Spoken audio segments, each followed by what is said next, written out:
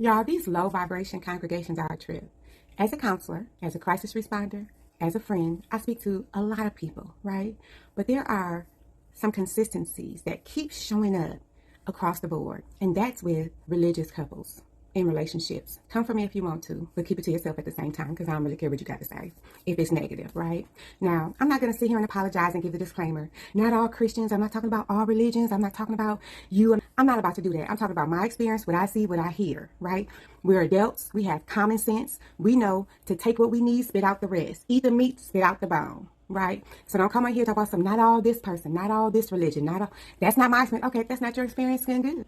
All right, now that we've gotten that out the way, when I speak to couples, mainly women, who go to their pastors, elders, bishops, or priests, the women are always tasked with being a martyr, no matter what the circumstances are. The women are held to task if their husbands cheat. They want to know what their ability is to please their husband in the bedroom, right?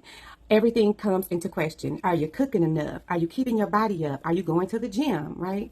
They want to make sure you are taking care of the children, cleaning the home, making the appointments, taking on running the household, and staying aesthetically pleasing to your husband at all times, right? Don't let him come home to you in no mammy gown because you're tired or you sick, right? And that's how you keep his eye from wandering. That's the advice they give, or pray for him. And I'm not saying any of this is wrong, but at the end of the day, people got things to do, and it shouldn't have anything to do with the commitment and vow that you took before God. Moving on. The wife is usually given the treatment plan on how to better forgive her husband, not bring it up anymore, and move on. Hush now. Go ahead, be happy you got a man. If the husband is mentally abusive, that's minimized because at least he's not physically abusive, right? If he's financially abusive, well, at least he's a provider of the family. Maybe you shouldn't spend as much money. You need deodorant every month, right? If by chance he is physically abusive, and the woman could be afraid for her life, the life of her children, just afraid, period, right? The church will rally around the offender and they will urge the wife to suck it up and stick it out. Keep the police out of it now. Because if you tell on them, you're breaking up the family. Do you want to break up the family? Do you want your kids to grow up without a dad in the home? Yeah, he's abusive, right? By this time, the women are just over it. And by the time I talk to them, they're broken, second guessing themselves, second guessing their own sanity, their self-worth. They need to literally be reminded or taught that no creator that truly loves them, whether they believe in a male creator, female, Hare Krishna, whoever, Buddha, God, whoever, right? No matter the religion or denomination, no creator will require you to sacrifice your sanity, peace of mind, or safety for any piece of a man. Stop, rewind it, and replay that, okay? If your God does require that of you, he's abusive too. I say what I said. And you've been taught this by other men, right? You've been taught that other men's needs are more important than your needs. Their wants are more important than your wants, right? Their feelings are more important than your feelings. You've been taught that you're emotional and they're logical. But when you look at everything logically, you step back, you step out, and you take a look. Everything that they're saying is in reverse. It's not true. It doesn't have to be this way. I'm not here to recruit, unrecruit, to teach, unteach, learn, or unlearn, right? I'm just telling you that I saw the dichotomy, and I see the dichotomy in the church with how men and women are treated. Even my own mother was treated very badly compared to my father in his church. My mother went from being one religion to another. And I was a child and I thought that was some bull, right? My father was encouraged to leave my mother. They had been married for 20-something years because she wore lipstick. Yeah, she wore lipstick, right? And she questioned some of the doctrines of the church. They got offended, became disrespectful towards my mother, and they literally tried to set my dad up with several women in the church. Baby, they was lined up. While my mother, who was new to this religion, new to this church, she was doing most of what they wanted her to do, right? Was left out in the cold. They told him to divorce her. They started doing sermons about divorce and being equally yoked, right? But when they got together, they were 11 and 13, running the streets, kicking it. How was one better than the other? She wasn't seen as good enough for my dad. They felt that he deserved somebody that's always been in their church. My mother's sin to them was being a woman who wanted to know more about their religion that required her to sacrifice so much of herself that she couldn't even wear lipstick. She wanted to know what scripture is that, right? She believed in the Bible. She just wanted to know, where does it say that I can't wear lipstick? They'll always bring up the Bible verse. Well, you need to be humble before God. Y'all in here are humble. In fact, you're all pompous, haughty, judgmental, and disrespectful. You're dishonoring your wives. You're cheating. You're lying. You're misusing and abusing people of the church, right? You want women to worship you like you're God. Show me a humble man in here, right? All of them wore expensive tailored suits. They have new shiny watches, right? The nicest cufflinks with diamonds in it, jewelry, and shining shoes. And they had to tell you, flesh hinds, whatever they call, right? Back then it was Stacey Adams, right? So who defines humility? I had a similar situation occur with my husband. I was miserable, and the whole doctrine about him being the head of the household just did not make sense because he was weak and fickle. He was irresponsible. He was selfish. He was abusive. He was addicted to pills and alcohol, and he was not financially responsible. He was also a liar and a cheater. I don't know if I said cheater before, right? But here's the dig. I knew he wasn't really for me. I was supposed to be marrying that dude. God had already told me, but I was like, shh, I got this. You can fix him. Just fix him, right? But when I connected myself to him, I went against what I was told to do and connected myself with a heathen demon. No amount of prayers were going to penetrate his heart or this relationship because he did not belong to me in the first place. You can't make sugar out of it, right? The issue is that some of you ladies have attached yourselves to these demons and you're trying to dress them up like husbands or partners, but they weren't created for you. They're for the streets, right? So they'll never love you, honor you, protect you, and respect you. They did what they needed to do to get you hooked so that you could be the one to prop them up. You ended up taking care of them. Uno reverse, right? You ended up being all the things to them that they promised to be for you. And guess what? They'll make you believe that you're still not enough. No matter what you do, it's not good enough. You're not good enough. And you should just be happy that they're here, even if they're not doing anything to benefit you in this relationship. Had I listened to my Most High God, I wouldn't have been in that relationship in the first place. Truth be told, the issues that I'm still dealing with to this day would not exist. I knew this. And here's the rub what my father taught me. God does not require us to sit in our sin. We make a mistake. We have a right to, hey God, please forgive me and get me up out of here.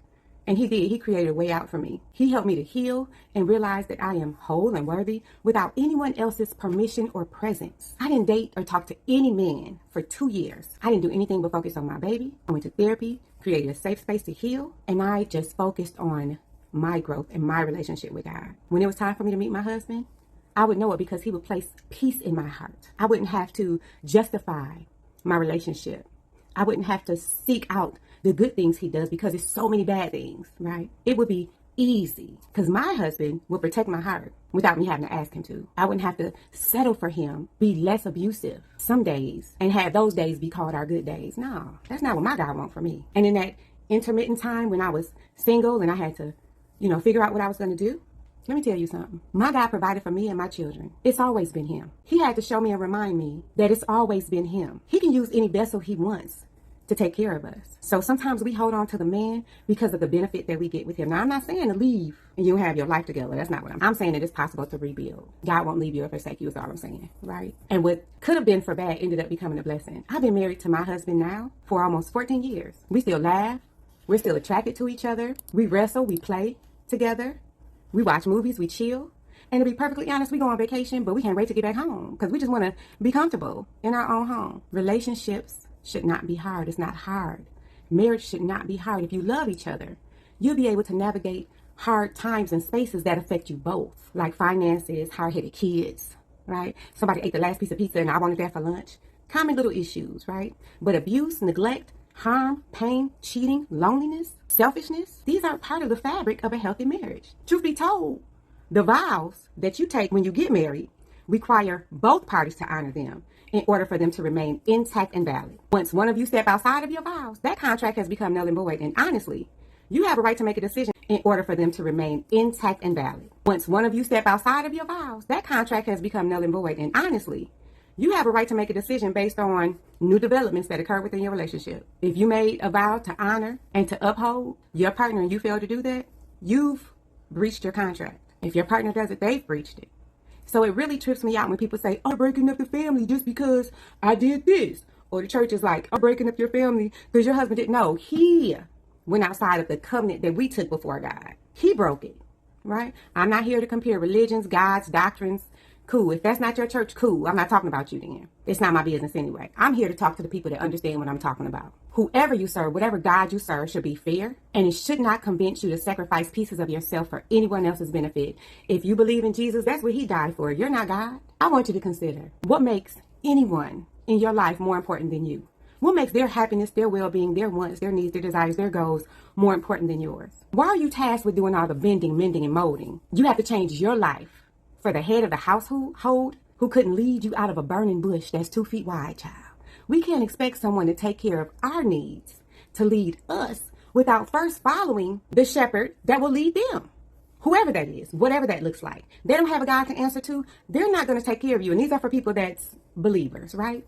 When you fully depend on anyone, you're at their mercy. And if they lack values, morals, and common sense that the good God should give them, Why would you trust them with your time, body, energy, and your life? I don't know. Some of y'all put more faith in your pastors than you do in your relationship with God. And these pastors love it. They want you to be dependent on them, which is different than therapists, life coaches. We want you to be independent, right? Show me a church that holds their men responsible for actions, and I'll show you a church that doesn't exist. Because personally, I want to see them calling everybody to the carpet. I want them to be like, hey, Brother Simpson. Yeah, come on. You busted your wife's lips 15 minutes ago in this church's parking lot. Look at her up there singing lead in the choir. The lips swole up. I know you did it. Because your ring print is right here in the tooth, right? And he'll end up being the couple's counseling for the church. He'll convince other wives to suffer long and hard to show themselves approved. He needs to go on the roster. He needs to stand before the congregation. Sister Walker, all she does is spread gossips and rumors, assassinating everybody's characters left and right. She refuses to spill her own tea. And we all know that she picks out the best donations for herself. And she hands out scraps to the community, only to turn around and give a whole recount of who came to the pantry that day. She telling everybody business. Yep, put her on there. Sign her name right next to your brother that's going to be there before her. Somebody got time for that, right? And then, of course, there's always a Deacon Robert. He's always praised for his large donations and his contributions to tithing. He gets away with everything because the church is fully dependent on his 10% every week, right? We all know that he mistreats his employees. He abuses his authority. He's rude, nasty, and mean. He pays his people minimum wage. They work under horrible conditions. Deacon, shine your cufflinks. Come to the front of the church with Sister Walker, the super talker. Come on, let's holler. And then you tell your girl, Sister Denise, the one with the sweet little voice and the tiny little hands, who embezzles funds from church charities every week. I've been collecting donations for the building fund for over 12 years now. And it's only $435.17 available. Okay, sister. I see your name next to Deacon Roberts, the big mean tyrant. All right? Don't get me started on Brother Baker. Everybody got a Brother Baker. He quit his job 5 years ago because he felt disrespected. But he the cleanest one in the church, right? He got the ties. He got the ascot some week, right? This man comes to church every week alone. He leaves his wife and his 5 kids behind. They had to drive the minivan while he's driving the Porsche that his wife is paying for because she got to work 2 jobs to support him. While her kids is in daycare and then at their mama's house because he refuses to watch his own kids. Then what's crazy is he let his son fall off the stage last week after story time and he didn't lift a finger. Sister Baker had to run to the altar with her 2-week-old attached to her left side because she was nursing and 3 toddlers waddling behind her like she was a mother duck and they were crying. If I was there, I would have helped her, but I was just watching this virtually. It wasn't nothing I could do but scream. Nobody helped this woman. Nobody helped. Matter of fact, when the baby fell off the stage, they all looked back at her. They didn't look at the daddy. I wouldn't believe it if I ain't see it. I wouldn't believe it if I ain't see it. Trifling. You don't got no job. You don't got nothing else to do. Help your kids. Help your wife. You, sir, are charged with being utterly useless. And everybody else that was there, you'll be getting addressed soon enough because you're trash too. I said what I said. So go ahead and put Brother Thomas next to Sister Denise, the building fund thief, right? Since you want to steal and take things that don't belong to you, Sister Denise. And Brother Thomas, get your life together. Go on Indeed, apply for some of these jobs. You should have been disrespected. You was late every day, right? And hold on. Deacon Todd, Lord, I can't believe they allow you to still do baptisms after you released your trouser snake last summer while you was baptizing Sister Judy with a big old booty. Can't believe you still in this role. And it looks like you don't bathe because that water is murky and thick, but it looks like some floating pubes is in that water. And Sister Darnett had one stuck in her dentures last October. Brother Baker, the baby maker. Get your boy. Sister McCann. Lord, Sister McCann. She was the loudest one in the church, rebuking that young girl. Remember when the pastor had her come and stand in front of the congregation? But she got 6 kids out of wedlock, don't have custody of none of them. And that last one she got, that she called her grandbaby, look just like Brother Ramon, but she come in here acting self-righteous every week, right? And she lets her Fridays be her fun days, if you know what I'm saying. Get out of here and quit playing with me. Wait, no, come back. Because you're right after Deacon Todd with a dirty bod. And I'll be watching. Brother Gunkel, come on. You know exactly what you did. Tell the church how you abandoned Sister Gunkel after 30 years of marriage for her niece that she raised. And this church had the audacity to welcome y'all with open arms. And they allowed y'all to get married here. So now it's 2 Sister Gunkels, as if one wasn't enough. While the original Mrs. G is staying at the church shelter because you done put her out and she ain't had no job, she ain't had no money, her name ain't on the deed. And y'all just living it up. That's some nasty work, sir. I'm fully disgusted. I should have put you first, But I see Sister Gunkel II is pregnant, and I want you to be there to see this baby delivered. But you'll be right up there after this baby is born, after Sister McCann. Miss, I'll take your man. Sister Felicia, girl, you need to sit your tail down somewhere. I'm just saying. Sit your tail down somewhere. You out here twerking for Jesus, and that's not a thing. It's not going to catch on. Deacon Wright, you should be ashamed of yourself.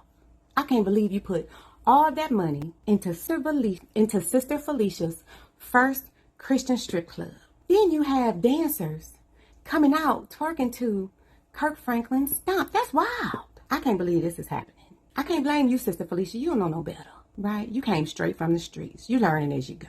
But you still going to be held accountable. Right after Brother Gunkel, the nasty uncle, right? Because he nasty for messing with his step-niece. I would never think that's okay.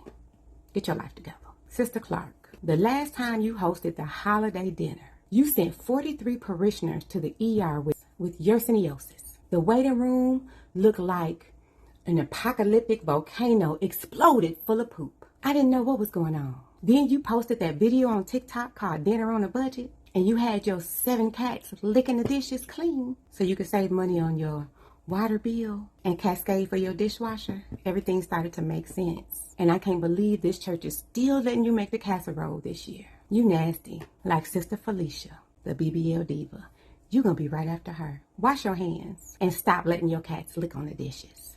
Brother Chester, the greeter, you love your job a little too much. Tend to hug and hold on a little too tight and too close, and it's creepy. I saw you putting your Bible in front of your crotch on more than one occasion, misquoting the benediction verses, because you can't use your Bible because you covering up your own benediction. Nasty. You shouldn't be allowed to touch anybody. Let's hold you accountable too. You can go right after Sister Clark of Noah's Ark. She got them animals in her house. Disgusting. Get y'all lives together. I would say we listen, but we don't judge. But this not that edition. Okay? Sister Mitchell, you voted for your pervy son to become head of children's church, and you run the daycare. But he's not even supposed to be around anybody's kids, and we know why. Both of y'all deserve to be listed on the board. Get ready. Your son, Lester, and you, Brother Chester, the childman. All 3 of y'all nasty. Now, we don't have enough time to name everybody. My point is, if you're going to hold somebody accountable, hold everybody accountable, or don't hold anybody accountable. You're not God. You don't get to pick and choose if you're going to enforce it across the board. My dad used to do funerals, and he'll let people know, this young man got shot because he was in a gang. Now, I know y'all in here crying and boo-hooing, but he been in the gang for 14 years. I'm glad he made it this far. I hope he prayed and gave his life to God before he died. Right? There's not too many men out here like my dad. Rest in peace, Dad. Right? Stop being hypocritical. Y'all low vibration congregations need to get it together, because in 25, we're not doing this. If you can't hold everybody accountable, don't account for anybody. That's my 2 cents. Take it or leave it. It's free. Listen to my Audible book, Picking Up the Pieces to 100 Broken Promises, and also get your copy of Picking Up the Pieces to 100 Broken Promises. If you Google my name, Yushima Burks, my books will come up. My books are available in every major bookstore and on Amazon. Y'all be safe out there. That's my 2 cents. Take it or leave it. It's free.